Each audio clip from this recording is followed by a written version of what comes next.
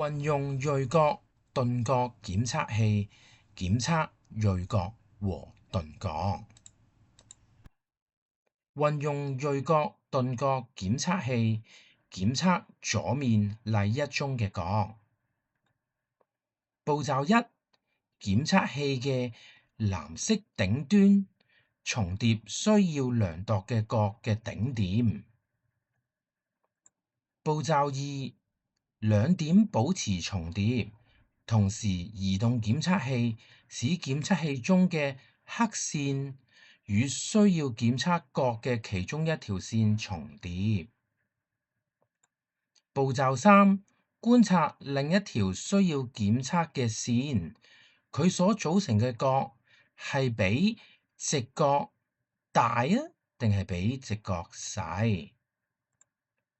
我哋可以見到例一中嘅角，佢係比直角大，所以佢係鈍角。例二，我哋運用銳角鈍角檢測器檢測左邊例二中嘅角。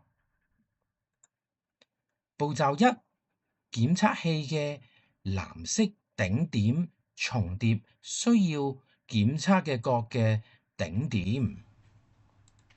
步驟二：兩點保持重疊，同時移動檢測器，使檢測器中嘅黑線與需要檢測角嘅其中一條線重疊。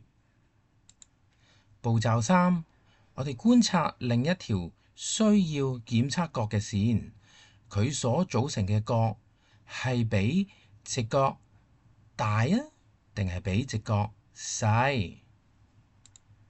我哋可以見到例二中嘅角，佢係比直角細，所以佢係銳角。多謝大家收睇，拜拜。